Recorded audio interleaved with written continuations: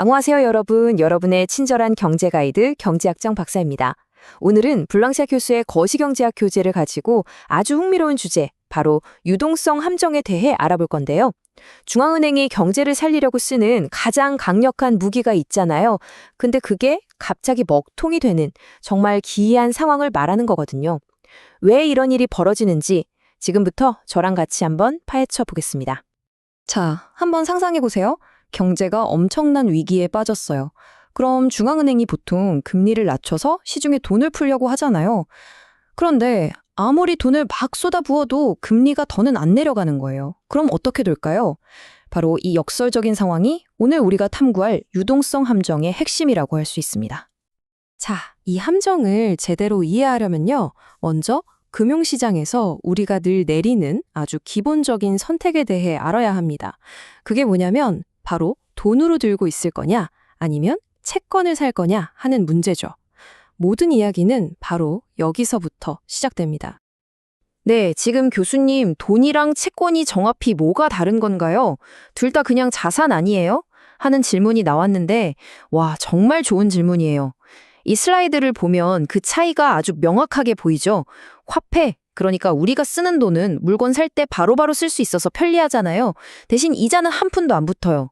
반면에 채권은 이걸로 가게 가서 뭘 살 순 없지만 갖고 있으면 이자라는 수익을 꼬박꼬박 안겨주죠. 결국 편의성을 택할 거냐, 수익성을 택할 거냐, 바로 그 선택의 문제인 겁니다. 자, 그래서 여기서 화폐 수요라는 개념이 딱 등장하는 겁니다. 이건 뭐냐면 사람들이 이자를 포기하고서라도 현금을 얼마나 갖고 싶어 하느냐, 이걸 나타내는 건데요. 여기서 핵심은 이자율과의 관계예요. 만약에 이자율이 높아서 채권이 너무 매력적이면 굳이 현금을 들고 있을 이유가 없겠죠? 다들 채권 사려고 할 거예요. 반대로 이자율이 낮아지면 현금 갖고 있어도 별로 손해볼 게 없으니까 화폐 수요는 늘어나는 거죠.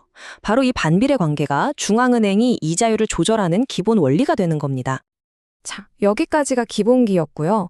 그럼 이제부터 이 평범한 관계가 완전히 무너져버리는 특별한 상황, 유동성 함정이 도대체 어떻게 작동하는지 본격적으로 한번 살펴보겠습니다. 자, 화면에 보이는 이 그래프 정말 중요하니까 집중해주세요. 거시경제학의 핵심 그래프 중 하나거든요. 세로축이 이자율이고 가로축이 돈의 양, 즉 통화량입니다. 저기 보이는 수직선 MS는 중앙은행이 시장에 이만큼 돈을 풀겠다 하고 결정하는 통화 공급량이고요. 오른쪽 아래로 내려가는 곡선 MD는 화폐 수요를 나타내요. 이 두 선이 만나는 A점에서 시장 이자율 I가 딱 결정되는 아주 이상적인 상황이죠. 지금 또 질문이 하나 나왔네요. 교수님, 근데 저 그래프 보니까요. 이자율이 거의 0으로 가니까 화폐 수요 곡선, 그러니까 MD 곡선이 갑자기 수평선이 되는데 저건 뭔가요? 와, 정말 예리한데요? 바로 그 수평 구간이 유동성 함정의 문을 여는 열쇠입니다. 왜 곡선이 저렇게 평평해지는 걸까요? 바로 이 슬라이드가 그 답을 알려주고 있습니다. 자, 이자율이 0%가 되면 어떤 일이 벌어질까요? 채권의 유일한 장점이 뭐였죠? 바로 이자였잖아요. 근데 그게 없어져요. 그럼 이제 채권이나 현금이나 수익률이 0%로 똑같아지는 거죠. 사람들이 굳이 불편하게 채권을 살 이유가 완전히 사라지고 중앙은행이 돈을 더 풀어도 그냥 현금으로 가질래? 하면서 그 돈을 전부 기꺼이 보유하게 됩니다. 이자율은 더 이상 내려갈 곳이 없는 바닥. 이걸 바로 제로금리 하한, 영어로는 제로 로어 바운드라고 부르는 상태에 도달한 겁니다. 자, 다시 한번 그래프를 볼까요? 이자율이 0%인 B점에서 중앙은행이 경제를 살리려고 통화 공급을 MS 프라임에서 MS 더블 프라임으로 확 늘렸다고 해보죠. 공급선이 오른쪽으로 이동해서 시점이 됐잖아요. 근데 보세요. 돈의 양은 늘었는데 이자율은 여전히 0%에서 정말 꿈쩍도 안 하죠.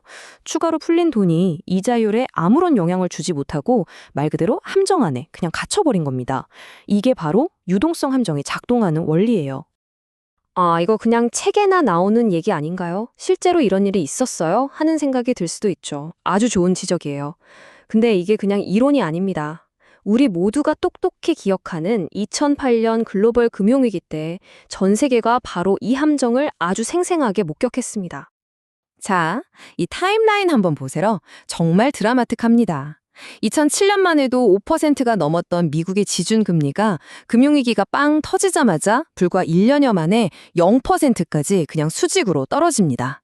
그리고 무려 7년 동안이나 제로금리 상태가 유지됐어요. 미국 경제가 유동성 함정이라는 거대한 늪에 완전히 빠져든 순간이었죠. 그리고 바로 이 데이터가 그 생생한 증거입니다.